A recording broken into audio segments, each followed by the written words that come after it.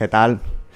Va a comenzar, si vamos guardando silencio, por favor, y vamos ocupando nuestro sitio, va a comenzar la tercera parte de la jornada de hoy, del seminario, una conferencia a cargo de Trinidad Núñez Domínguez.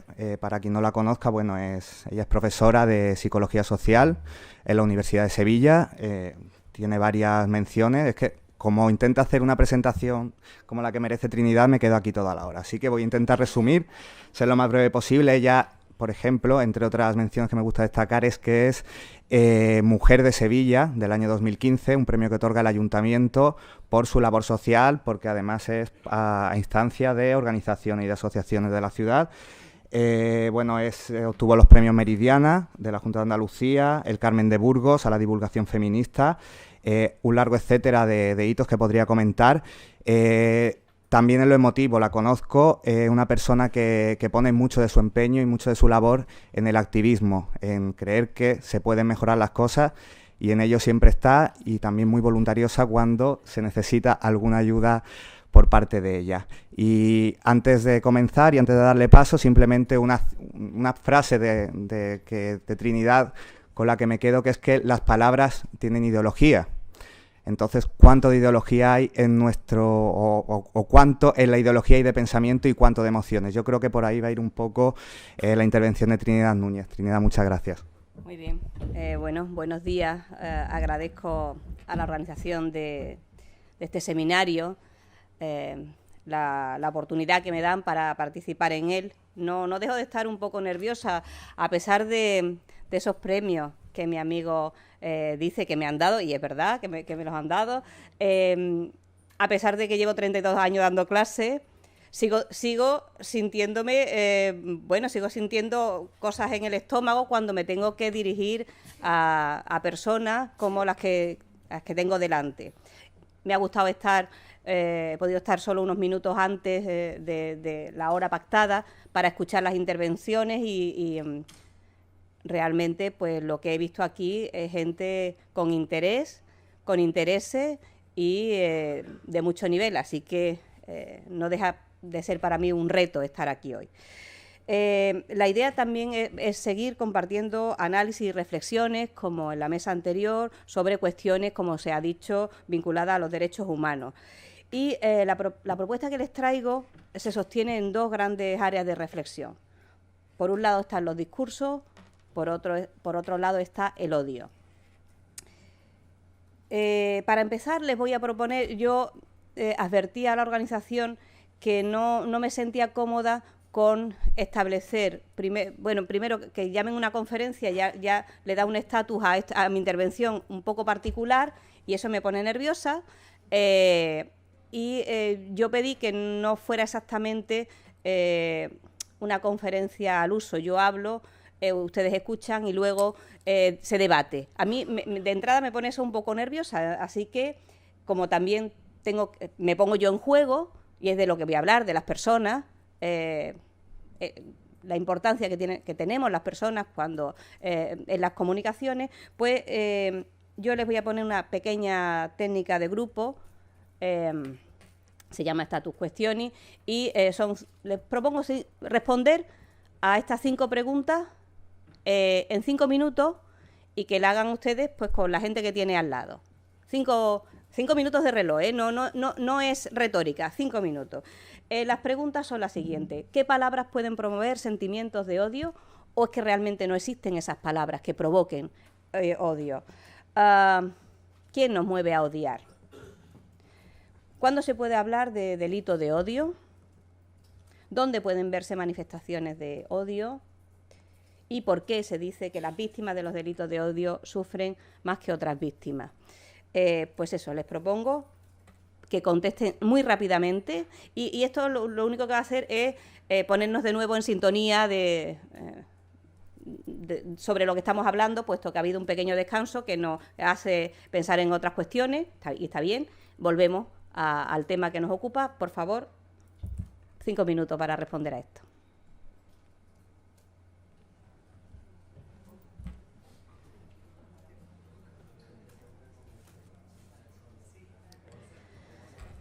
Esto significa empezar por utilizar una metodología inductiva, ya lo saben, ir de lo particular a lo general, de lo que sentimos, de lo que pensamos, aquí y ahora.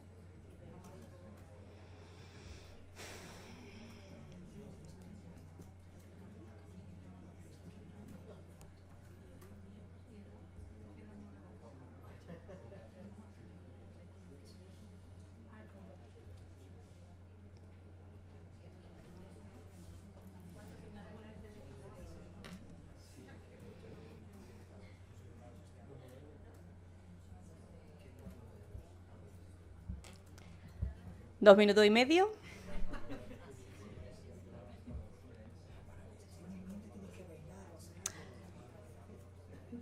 Me puedo poner la nariz de payaso que tengo habitualmente, pero no.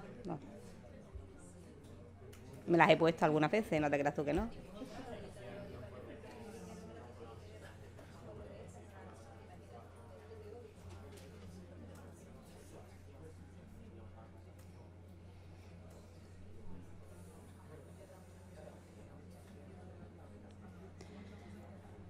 La idea no es tanto responder. A ver, la idea del status questioning, que es situarnos en un momento determinado, no es tanto responder con la cabeza, sino con lo que se nos ocurre.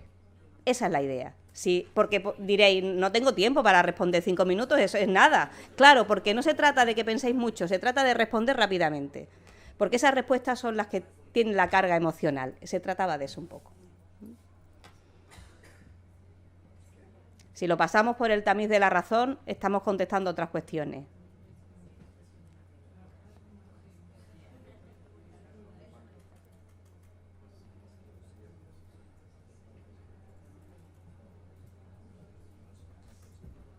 ¿Un minuto?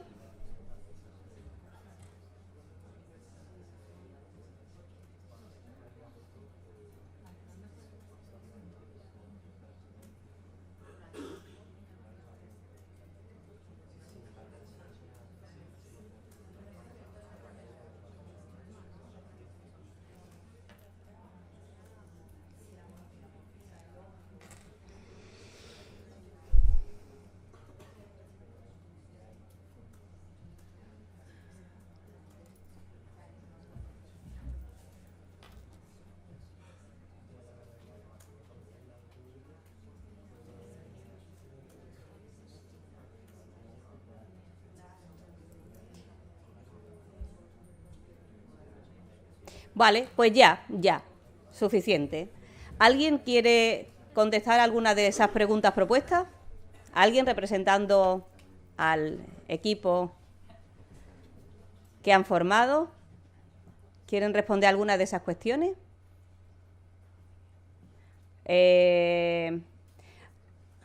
¿Sí? ¿Hay palabras que pueden provocar? Sí, venga. Yo, pero parezco muy pesada hablando yo, pero por si acaso, como nadie se atreve, pues digo yo la primera.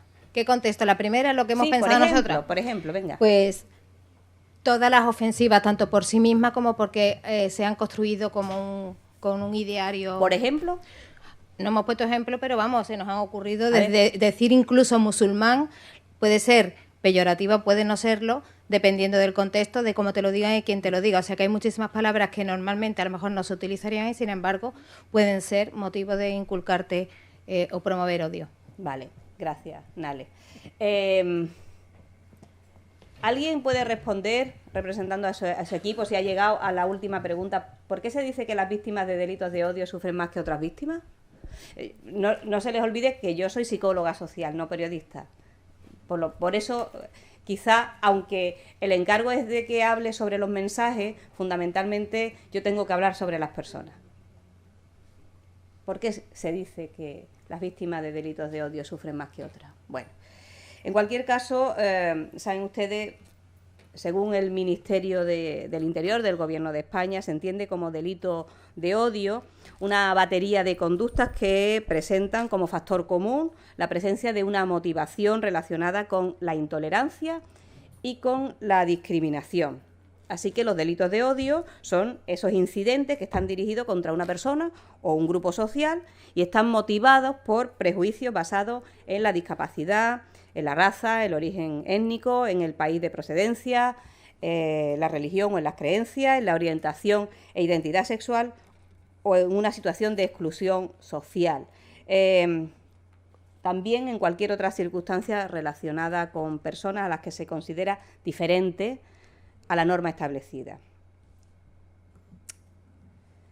Tenemos algunos ejemplos de políticos que promueven, incitan al odio, como Javier García Albiol, por ejemplo, cuando dice el colectivo rumano no se quiere integrar, por tanto, con estos colectivos no cabe, no tiene éxito las políticas de integración. Con estos colectivos lo que se tiene que hacer es firmeza, bla, bla, bla. Un ejemplo. Seguimos con él. Los inmigrantes irregulares en Badalona no deben estar cómodos. Yo no consentiré, como ha ocurrido en los últimos 8 años, que se ponga a rezar y a hacer oraciones 500 personas cada viernes y 2.500 para el Ramadán. Otro ejemplo lo tenemos con el obispo de Córdoba, cuando hace poquito hace esta declaración, ¿no?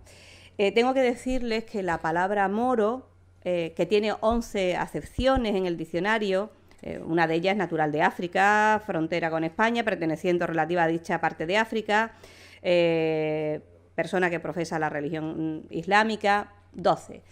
Es verdad que la palabra moro, que en principio podía ser neutral, como decíais antes, como decía antes Nale, pues de pronto se va convirtiendo en otro tipo de palabras con connotaciones peyorativas. De hecho, hace un par de años, un abogado representando a la Asociación para la Convivencia y Desarrollo, una asociación de convivencia y desarrollo, considera que la palabra moro no coincide ahora mismo con el contenido inicial y, por tanto, considera que constituye un insulto para muchos ciudadanos y pide que se tenga esto en consideración. En muchas ocasiones las víctimas de delitos de odio sufren más que otras víctimas y las razones están unidas a la impotencia que se siente cuando no hay ninguna manera de poder evitar, por ejemplo, una agresión, sea la agresión psicológica, como las que puede hacer Albiol, ¿no? Por tanto, sienten impotencia porque no se pueden proteger a sí mismas. El delito de odio marca a la víctima con mayor profundidad. Es mucho más difícil de explicar y de explicarse que se ha acabado en un hospital por ser homosexual, inmigrante o por ser mujer. Es duro y, tenemos casos recientes ahora mismo con asesinatos de mujeres. Es duro entender que te golpean, que te lesionan, que te agreden física o psicológicamente por ser quien eres. Es difícil de entender esto. El delito de odio es un delito dirigido, deliberado, orientado, y es una violación a la esencia de la persona. No se puede cambiar lo que se es, y es mucho más difícil de tratar porque un delito de odio te están diciendo tú no eres digno de vivir conmigo en esta sociedad, no creo que tengas los mismos derechos que yo, eres inferior, yo soy superior. Sobre el odio, les dije que íbamos a hablar de odio y de discurso. Sobre el odio hay que decir que es un sentimiento que procede de la elaboración a través del pensamiento de una emoción que es la ira. Una emoción es una respuesta del organismo sobre el grado de agradabilidad o no que nos produce un estímulo o una situación y conlleva una manifestación fisiológica, observable o no, observable ponerte rojo, por ejemplo, no observable que aumente el ritmo cardíaco, una manifestación psicológica y una manifestación comportamental, yo qué sé, pues poner una cara determinada, una expresión facial determinada. Las emociones tienen gran importancia porque dirigen nuestras respuestas en un momento determinado, dirigen nuestra toma de decisiones, dirigen lo que hacemos en momentos concretos. Existen 6 emociones básicas: el miedo, la alegría, la tristeza, la sorpresa, la aversión y la ira.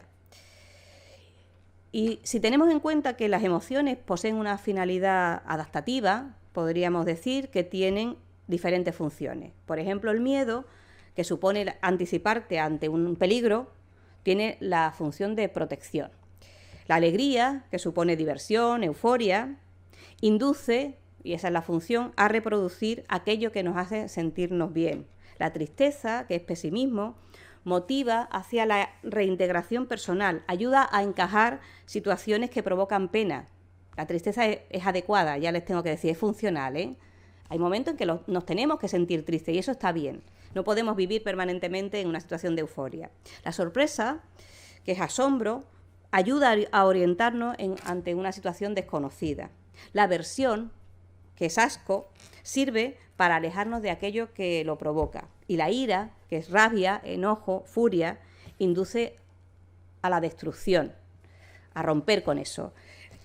Justamente la ira es la emoción más disfuncional, es la que casi no sirve para nada, no sirve prácticamente para nada. Desde la infancia adquirimos emociones básicas como el miedo, el enfado o la alegría. Tenemos que decir también que algunos animales comparten con nosotros esas emociones tan básicas, aunque es verdad que los humanos las vamos haciendo más complejas a medida que se introduce el lenguaje.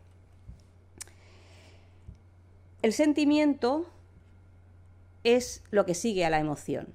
La emoción es algo momentáneo, algo circunstancial, y el sentimiento sería la emoción cristalizada. Como he dicho al principio, el odio es un sentimiento que proviene de la ira. El sentimiento es algo más lento, más estable, más controlable. La ira no suele serlo. Y la buena noticia es que es posible modelar el sistema de creencias y valores que van a incidir en, primero, la emoción y luego el sentimiento. Así que podemos conseguir tener sentimientos positivos, emociones funcionales y descartar de nuestro desarrollo vital la ira. Es posible. Sobre los discursos. La reflexión sobre los discursos, que es el segundo bloque de análisis, tengan ustedes en cuenta que voy rápida, la quería estructurar en estas 3 partes. Las palabras tienen ideología, el uso del lenguaje en los medios y algunas conclusiones, algunas pequeñas conclusiones a modo de cierre. Y les propongo de nuevo algo rápido. Cierren los ojos, por favor, y piensen en la palabra inmigrante.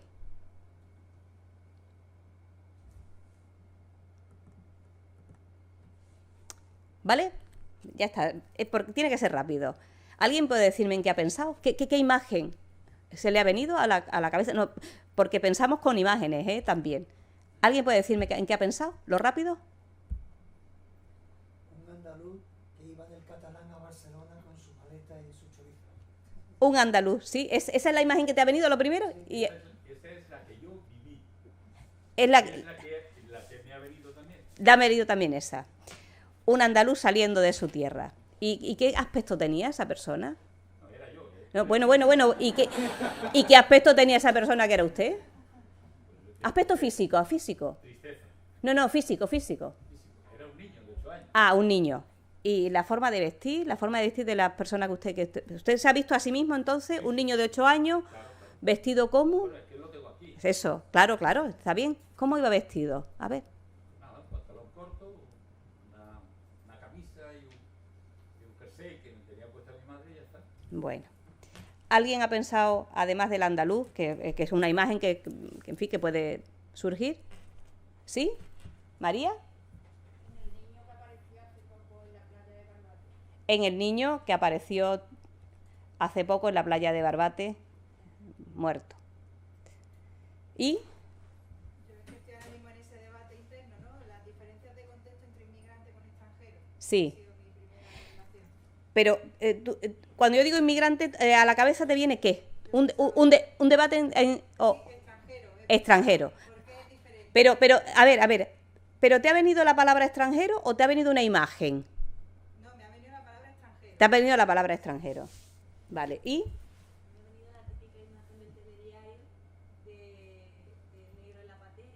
Eso. Vale. ¿A quién le ha venido esa imagen de pronto, sin pensar mucho, sin pensar, cuando estamos muy vinculados a una historia personal, claro, nos viene esa, y es lógico. ¿Podéis levantar, por favor, la mano quienes han pensado en esa persona que va en patera? ¿Y el color de la piel? Oscurito, ¿no? ¿Habéis visto las manos levantadas, no? Vale. Porque vamos a hablar de representaciones mentales. Cerrar los ojos y pensar en la palabra gitana.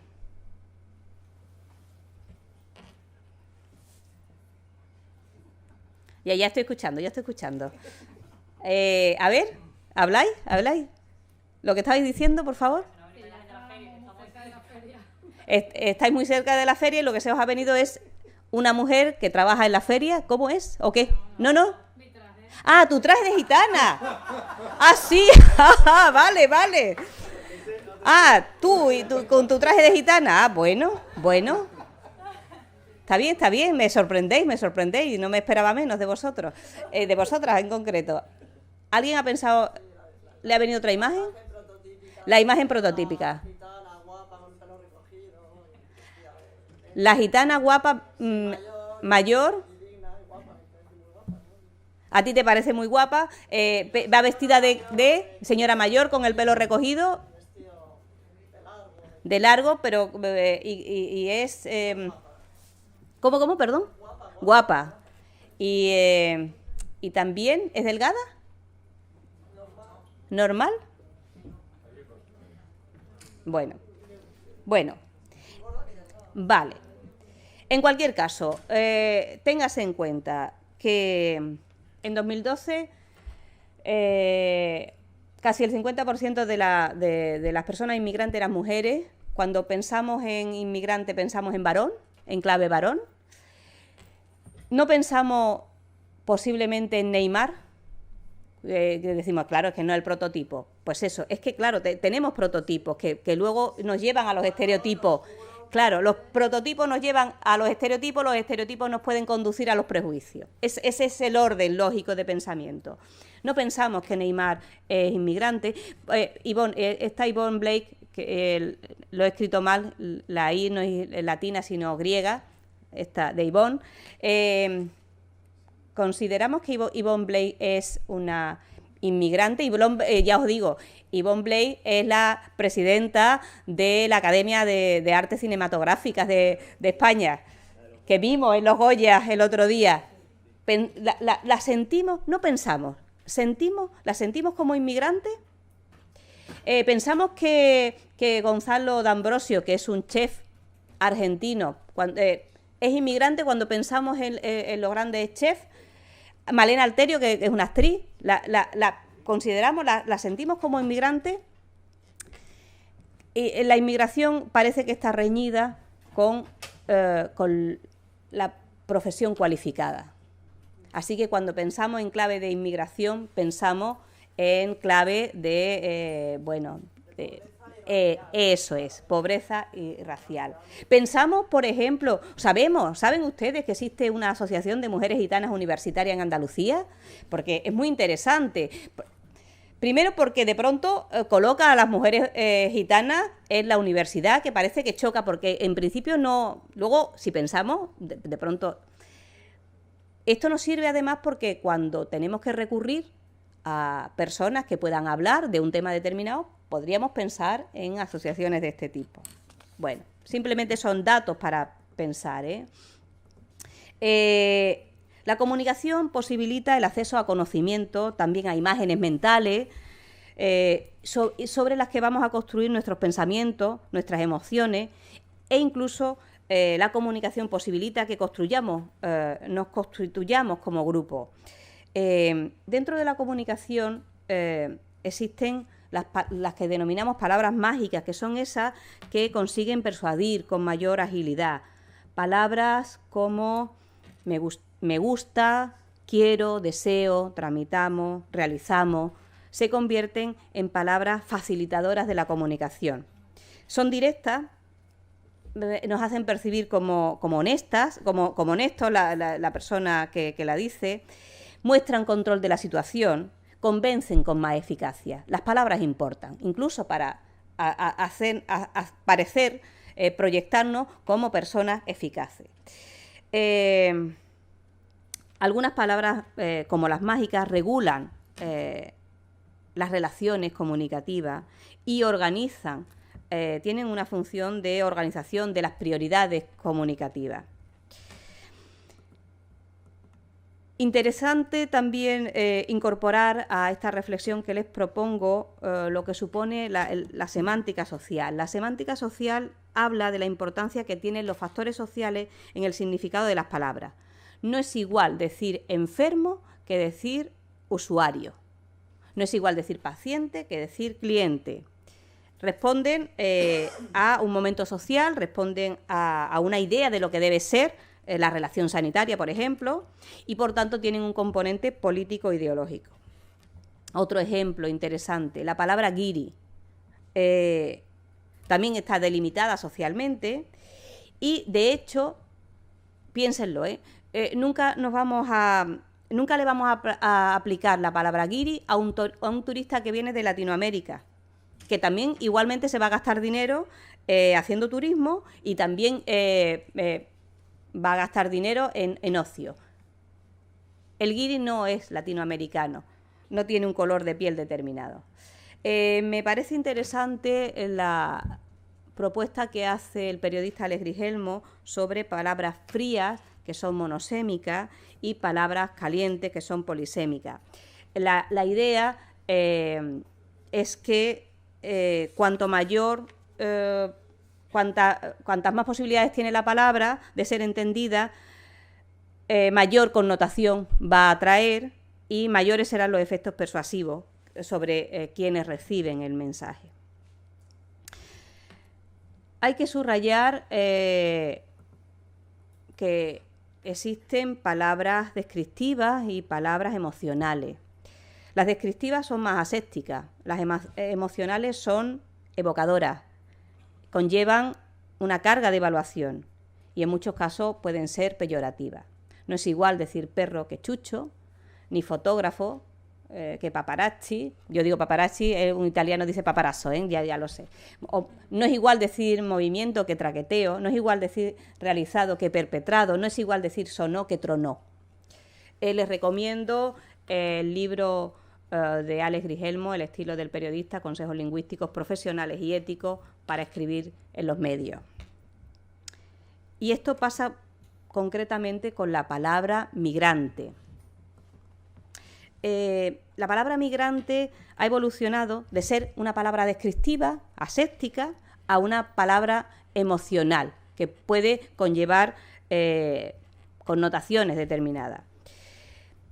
La palabra migrante originalmente, saben ustedes, que indica un acto voluntario de traslado a otro lugar. Por tanto, se supone que el migrante hace ese traslado de una manera libre. En la actualidad se está uniendo la palabra migrante a la palabra refugiado.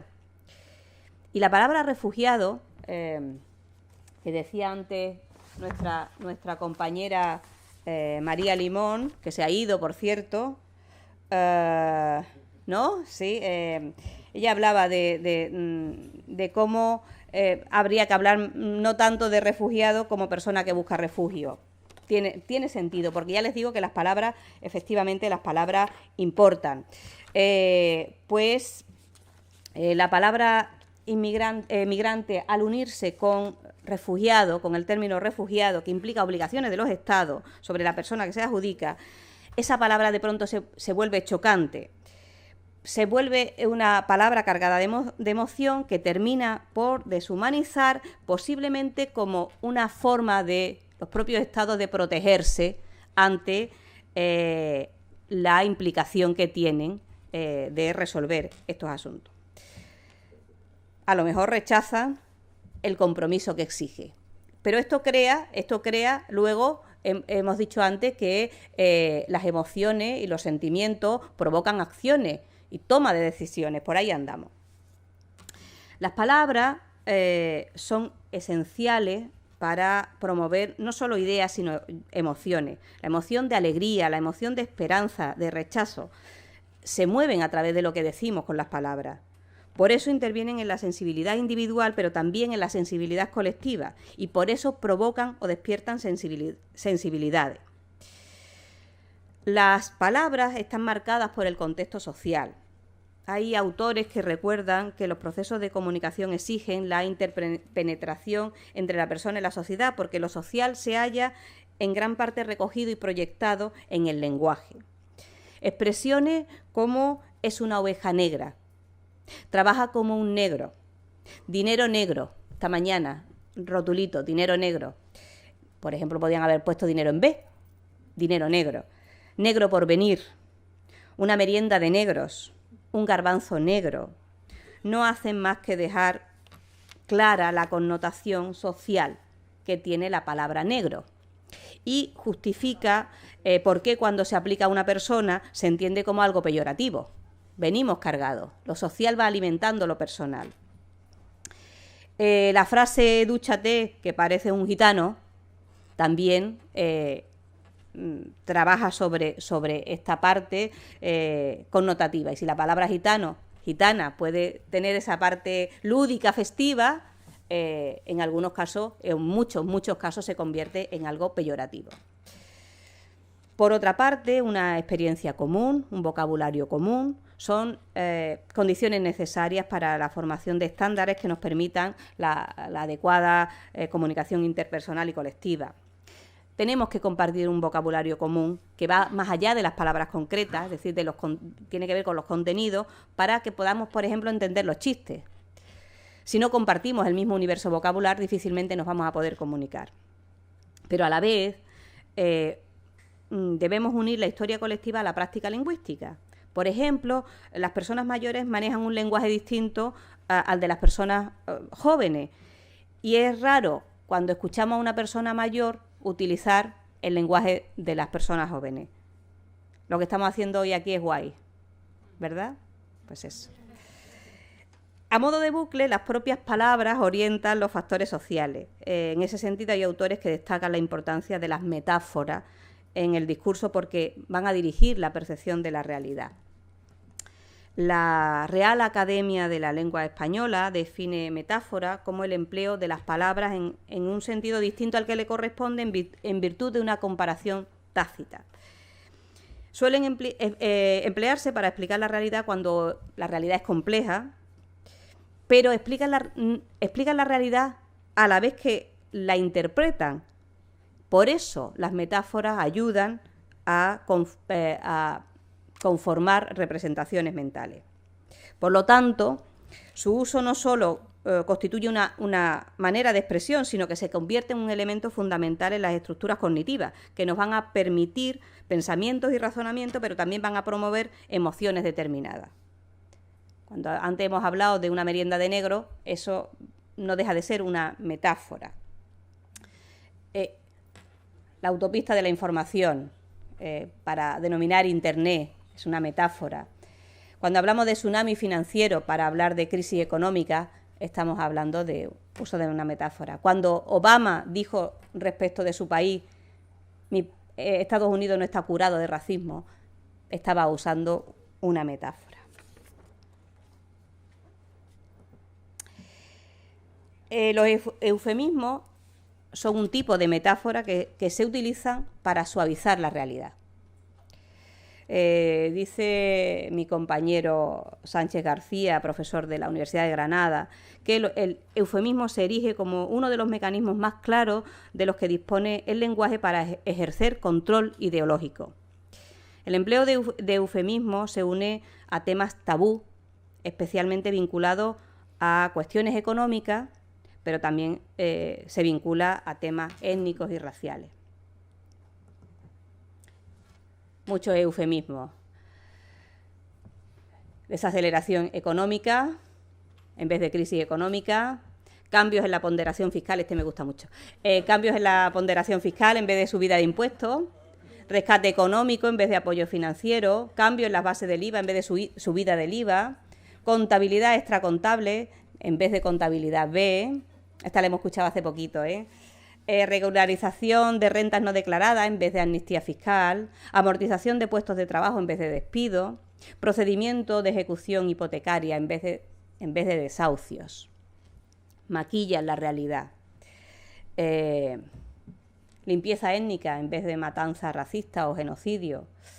Hombre de color en vez de negro, que la palabra negro ya os digo que se ha convertido, en virtud de todo esto, de todas esas metáforas, en una cuestión a pensar. Pero también están no solo los eufemismos, sino los difemismos, que son expresiones o palabras despectivas que se eligen deliberadamente frente a una más neutral y suelen estar vinculadas a temas personales. Por ejemplo, referirse a un político como autoritario, como fascista, como progre, o a un funcionario como burócrata. El profesor Sánchez García, ya les digo, profesor de lengua de la Universidad de Granada, hacía un repaso sobre lo que Rajoy dijo de Zapatero. Por ejemplo, le llamó bobo solemne, o anda chalaneando con terroristas, indigno, inestable, falto de criterio. Se habla por primera vez del doble lenguaje precisamente en la novela 1984. Y se habla del doble lenguaje para referirse a una serie de eufemismos gramaticales que emplearían, decía en la novela de George Orwell, los gobiernos totalitarios del futuro. Era una forma de encubrir acciones militares o políticas que, de ser expresadas en su verdadera significación, provocarían el inmediato rechazo de la opinión pública. El doble lenguaje. Y eso se aplicó en los medios de comunicación muy bien. La primera víctima de la Guerra del Golfo fue La Verdad. Los cuadros siguientes, que seguramente ustedes conocerán, vamos a resumir las diferentes formas de hablar de dos bandos en esta guerra, que se usaron fundamentalmente en diarios británicos, pero que también en la prensa española se pudo ver. Los aliados tienen ejército de tierra o armada, los iraquíes maquinaria de guerra, los aliados tienen directiva de información, los iraquíes censura, los aliados hacen informes de prensa, los iraquíes propaganda, los aliados eliminan o neutralizan, los iraquíes asesinan, destruyen, los aliados lanzan un primer ataque, los iraquíes lanzan ataques furtivos con misiles. A los aliados se les llama muchachos o los chicos, a los iraquíes tropas, hordas. Los aliados son profesionales, corazones de león, volvemos a metáfora, caballeros del aire, leales, valientes. Los iraquíes son víctimas de un lavado de cerebro, tigres de papel, bastardos de Bagdad, obedientes a ciegas, fanáticos. Son palabras que se han ido volcando y que han construido una forma de entender el mundo. Los aliados están guiados por su sentido del deber, los iraquíes por el temor a Saddam. Los aliados, respecto a la contención de Israel en esta historia, es un acto de gran habilidad política por parte de Israel. Si Irán se sostiene, es un acto de cobardía. Los misiles de los aliados causan, recuerden, daños colaterales. Los misiles iraquíes causan víctimas civiles. Son cuestiones con las que estuvimos conviviendo y que nos hacen una forma de entender la vida. Saddam era un demente, un tirano diabólico, y George Bush, padre, estaba en paz consigo mismo porque había hecho lo que tenía que hacer. Les traigo otro ejemplo reciente de otro tema que no está vinculado con este, pero que podemos encontrar paralelismo y trasvasar conocimiento, y lo hace mi amiga Yolanda Domínguez. Hace unos días escribía en el Huffington Post, exactamente el 15 de enero, escribía sobre el acoso sexual recientemente condenado en nuestra universidad. Y les voy a leer. Decía ella, textualmente les leo: unas mujeres se lanzan a denunciar el acoso laboral y sexual que están padeciendo en su empresa por parte de su jefe. Una vez se formaliza la denuncia y se hace público, más en casos de interés social como el de la universidad, los periódicos y los telediarios te definen como la víctima. Pasas de ser una desconocida a protagonizar artículos de prensa que te califican como desfenestrada, abusada, violada, agredida, humillada. También suelen ofrecer datos morbosos sobre lo que el agresor te ha hecho o te ha dejado de hacer. Medio país se forma una imagen de ti que no te dignifica. En los últimos sucesos, los periodistas están haciendo un esfuerzo de no revelar la identidad ni el rostro de las mujeres que denuncian, y eso es algo que hay que valorar. Pero no estaría de más, dice Yolanda Domínguez, una vuelta al lenguaje y honrar a estas mujeres con otros calificativos. ¿Qué tal si usamos comprometida, valiente, generosa, luchadora, vencedora? ¿Qué tal si desviamos el relato a lo que estas mujeres están haciendo en positivo? Llévese al territorio que nos trae hoy. La palabra víctima conlleva imágenes mentales determinadas. No serás considerada solo una víctima, sino que automáticamente que se te nombra como víctima, de alguna manera se está generando un contrapeso en sospechosa. Automáticamente surge una serie de cuestiones que pensamos en el caso de víctimas de agresión sexual, ¿no? ¿Cerró bien las piernas? ¿Dijo que no? ¿Iba provocativa? ¿Es que te pone cachonda acostarte con un asesino? Bueno, pues son cuestiones, a la vez incluso a los agresores pues se le suele dar algún tipo de crédito, como igual llevaba 3 copas de más o algo grave te tuvieron que hacer para que saltara. Bueno, en cualquier caso, para pensar lo que decimos. A modo de cierre, voy a repasar algunos términos o algunas expresiones que se usan en las informaciones sobre migraciones, o en algún caso sobre la etnia gitana.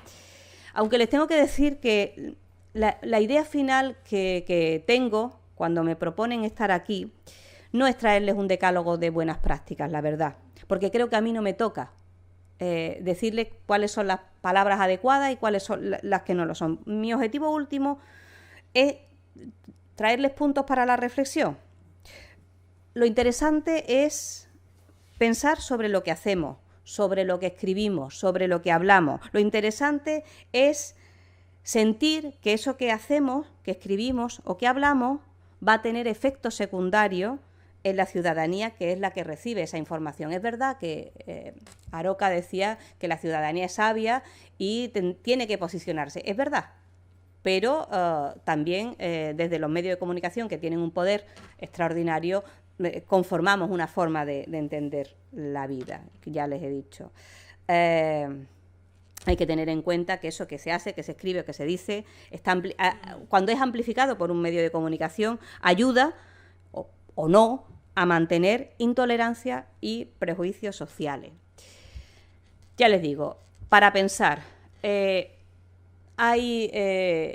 podemos ver escrito o dicho inmigrantes de segunda generación. Esta es una expresión incorrecta, no han inmigrado de ninguna parte. Algunas personas expertas no emplean esta expresión para referirse a hijos de inmigrantes nacidos o llegados a un país en edad muy temprana, y prefieren simplemente decir hijos de inmigrantes. Pero otras voces expertas prefieren hablar de jóvenes de segunda generación o segunda generación. En cualquier caso, parece que inmigrante de segunda generación no sería lo adecuado, pero insisto que traerles nombres adecuados o no es solamente para que sigamos pensando en qué decimos o en qué hacemos. Sin papeles es un término importado de Francia que sustituye a ilegal. Se admite que las expresiones sin papeles o irregulares no son despectivas de entrada, porque subrayan una situación administrativa y en cualquier caso corresponde a una acción, no a una persona. Se ha adoptado lo de sin papeles para evitar otros términos, ya les digo, como ilegal, que parece que es despectivo, pero que además es impreciso. Pero realmente sin papeles también resulta una imprecisión, porque es una construcción extraña, forzada, aunque podamos justificar que es más tolerable. Inmigrante ilegal. Ya se nos advirtió en el 95 que no era un término adecuado, pero que podía ser razonable el uso de inmigrantes indocumentados. Se está utilizando ahora en estos días, hoy incluso. Sin embargo, las personas inmigrantes igual llevan algún tipo de documento, con lo cual, un visado, con lo cual tampoco lo de indocumentado se sostiene. El libro de estilo del País descartó el uso de inmigrante ilegal y propone inmigrantes indocumentados o en situación ilegal. En cualquier caso, lo ilegal lo que promueve, lo que nos mueve es a sentir que lo ilegal está relacionado con algo delictivo.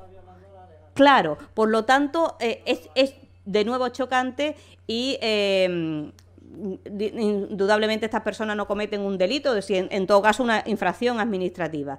Irregular es una forma más adecuada de referirse a la situación. En cualquier caso, seguimos pensando. Inmigrante indocumentado, que es algo que defendió el New York Times hasta que recibió 70.000 firmas de lectores solicitando que no lo usaran. Decía Aroca, la ciudadanía es sabia. También tengamos en cuenta, profesionales de los medios, que la ciudadanía puede pedir explicaciones, puede decir, pedir que se utilicen otras formas, se utilicen otros términos o que se diga que, en fin, en qué posición está el propio medio. Lo usaban para definir a quien entre, viva o trabaje en Estados Unidos sin autorización legal, aunque anima a los redactores a considerar alternativas cuando se tratara de explicar las específicas circunstancias de una persona. Los periodistas de TV3 prefieren usar la palabra ilegales o indocumentados. El término inmigrante. Los profesionales de radiotelevisión española se les dice a los profesionales que la usen, que usen la palabra inmigrante, aunque les dicen también que deben evitar connotaciones peyorativas. ¿Cómo se consigue no entrar, ser aséptico? Pues uniendo a imágenes, unas imágenes que no sean lesivas para las personas a las que se está nombrando. Sobre la comunidad gitana, por ejemplo, se presentó este documento, Pacto contra el Antigitanismo, Protocolo de Actuación, hace pues escasos 2 meses, y se habla, el pueblo gitano pide que cuando se hable de ellos se hable de una manera respetuosa. La comunidad gitana quiere que se hable indudablemente sobre ellos de una manera respetuosa, y no ayuda utilizar la palabra reyerta, y no ayuda utilizar la palabra clan, y no ayuda a hablar de patriarca, y no ayuda a hablar de payo o paya. No ayuda a hablar de problemas gitanos. Bueno, para finalizar, pensemos no solo en las palabras que usamos y en las que deberíamos usar, pensemos en lo que sentimos, en lo que nos han enseñado a sentir. Pensemos, cuando tenemos que construir un relato, a cuáles son las fuentes a las que acudimos. Son fuentes policiales, son embajadas, son asociaciones. Sí que es verdad que estos colectivos demandan que sean entrevistados directamente para poder ser dignificado. Y bueno, pues simplemente decirle, además de darle las gracias, que hay que pensar, insisto, la comunicación sabiendo que tiene efectos secundarios. Pues ya está, nada más.